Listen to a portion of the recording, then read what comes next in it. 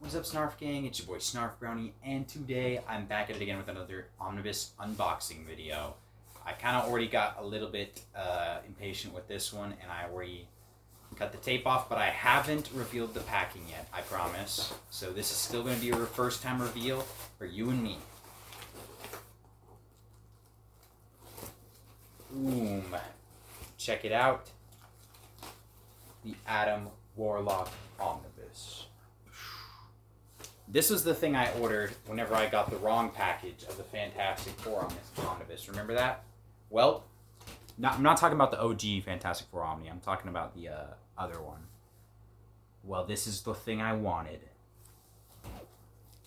Let's take this plastic off so we can stretch that spine. Take a look at some of this art.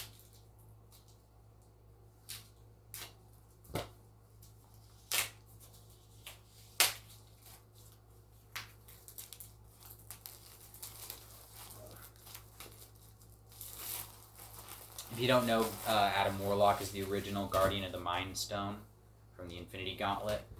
We got that spine, the back, the front, from the front to the back. No. We got the back without the dust jacket on. We see the Mind Stone. Here's the spine without the dust jacket. We got another picture of Adam Warlock on the front. That's what we got. So let's stretch that spine.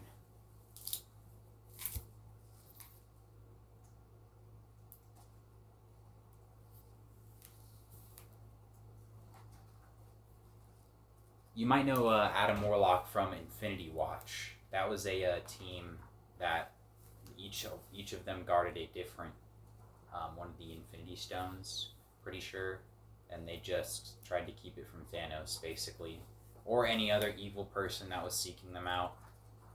Kind of like Doctor Strange with the Eye of Agamotto, or whatever it's called. Looking like some pretty cool cosmic style art. I love when comics take place in space. Seeing like the stars in the background, characters flying through the stars and stuff. That's like my favorite visuals in comics. Let me show you some of that classic art.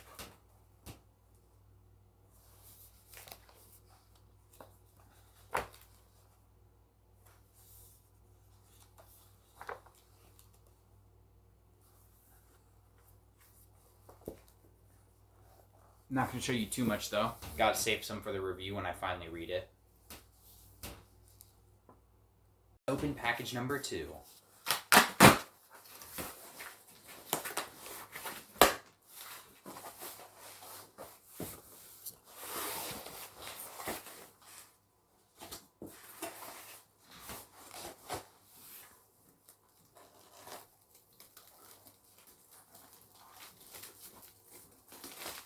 Looks like I got another copy of X-Verse X-Women as the gift.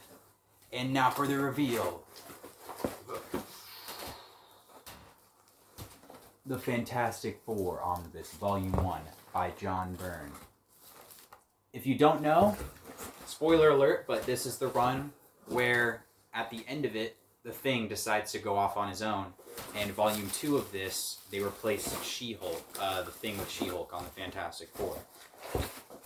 So, John Byrne also wrote She-Hulk stuff on the side, too. And Alpha Flight, like, I'm pretty sure all at the same time as he was writing all this other stuff. So the guy was a total beast at making comics. And to be honest, this is the one I've been wanting for a while, so I'm hyped. I found a good price for it. It really sucks that Volume 2 is so expensive now that it's out of print. I could have gotten it back in the day, but back in the day I wasn't super like locked in on the omnibus market as I am now, so I ended up picking some other stuff over it that isn't as valuable today, but at least I got some stuff that I also liked. So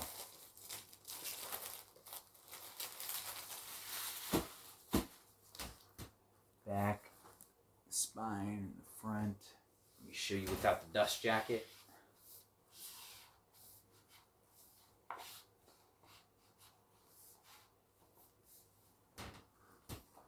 In the back we got some art. Front. Got fantastic faux rat there. And then that's the spine without the dust jacket on. And let me stretch that spine, you already know.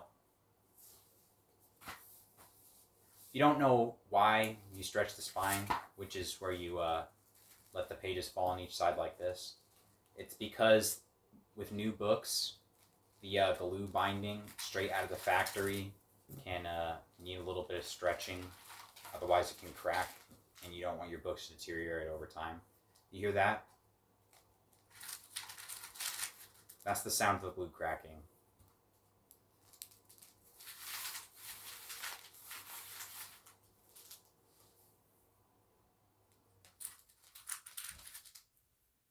Everything about buying these is just so satisfying. Cracking it open, doing this, seeing them on your shelf, finally reading them, unless the story is ass. To anyone who says art is more important in selling a comic than the story, you're a stinky bozo. Because art in OG comics for like the Golden Age and stuff like that has always been pretty dog shit. Let's be real. It's the story that sells, bro. I didn't like the art in Sweet Tooth, but I still really liked the story. That's an example of story selling a book over art. Because ain't no way I'm reading that schlop art if the story wasn't good. Let me show you some of the art.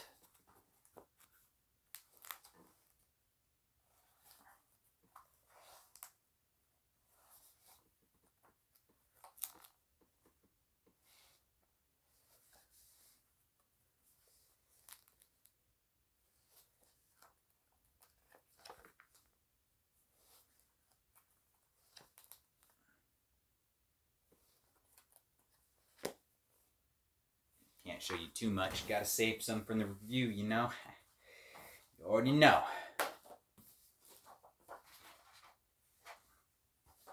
Yo, can we just talk about how boring the Silver Age and Bronze Age and Golden Age, honestly, the DC Omnis are in their designs compared to Marvel? Like, dude, I'm more of a DC fan than a Marvel fan. Which I know y'all see me getting a lot of Marvel books, but it's just because they're cheaper with those manila printers. I'm sure they're a lot cheaper to mass produce. Making them a lot cheaper on the aftermarket, but bro, let's just be real. The all silver design, it's lame.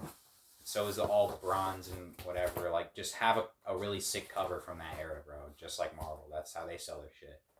Anyway, let's get on to the third package.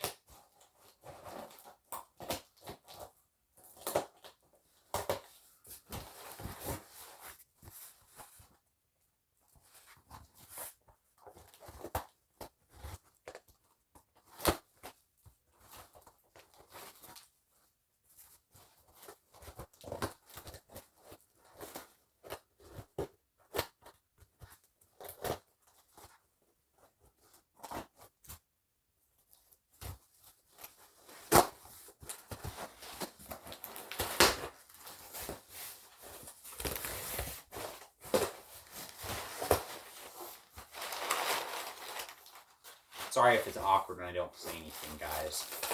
I'm not a huge conversationalist.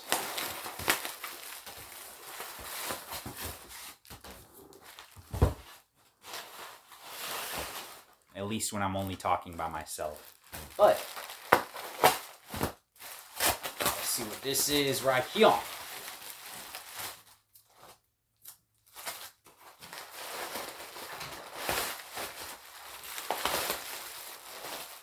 Boom, Luke Cage, bro. Look at that shit. You know I had to get some with the Iron Fist. I gotta get the duo. Gotta get the Power Man Iron Fist duo. Hell yeah.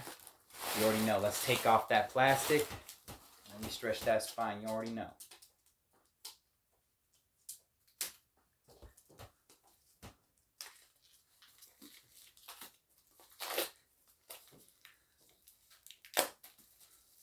She gonna call me baby boo.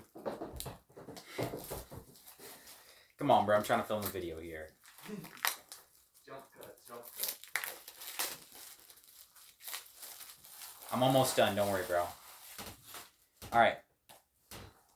To be honest, I kind of hate this cover just because of this black guy with the unibrow. Looks way too freaky. I'm not going to lie. Look at his eyes, too. He looks like an actual demon. I really wanted to get a version of this with the classic cover, but I found a great price on it, and I ain't paying like an extra $20 just for a better cover. Fuck that shit. So, show you that spine and the back.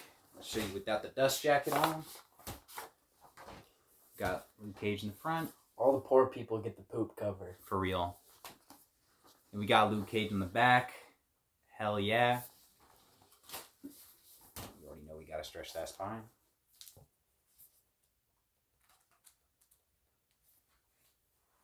Luke Cage was actually like... Luke Cage and Iron Fist are some of the first comic book characters I actually got into.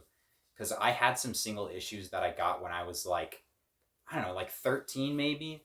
It was from a comic book shop in Texas, and one of the ones that I got was an annual with Deadpool, and he did a collab with Iron Fist and Power Man.